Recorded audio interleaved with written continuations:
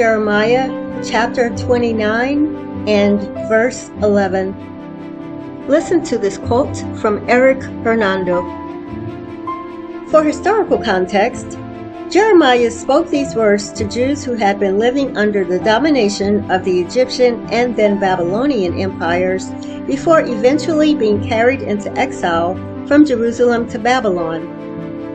One can only imagine what it would be like to live under the domination of your enemies and then to be forced by those enemies to leave your homeland and settle in a foreign country. For literary context, we discover from the previous chapter that Jeremiah has just pronounced judgment upon the false prophet Hananiah. Hananiah had told the people that God would break the yoke of Babylon, freeing the people to return home within 2 years. While his message undoubtedly sounded appealing to the people, it was a lie and resulted in God removing Hananiah from the face of the earth. Instead, Jeremiah tells the people that they would live in Babylon for at least 70 years. Therefore, they should settle down, build houses, marry, and even pray for the peace and prosperity of the city in which they now found themselves. When understood in context, we discover that the words of Jeremiah 29:11 were spoken to people in the midst of hardship and suffering.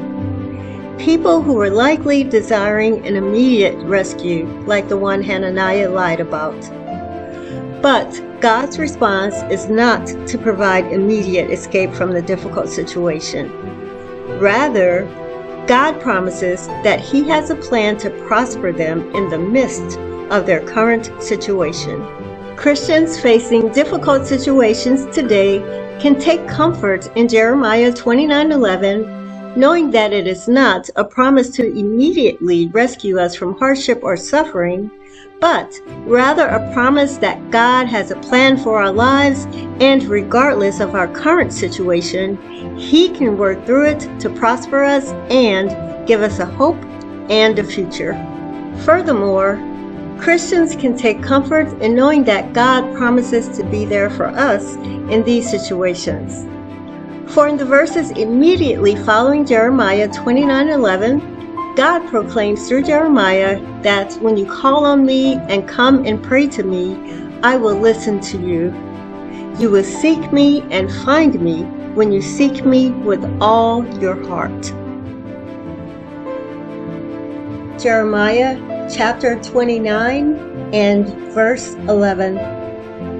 For I know the plans I have for you. This is the Lord's declaration. Plans for your well-being, not for disaster, to give you a future and a hope.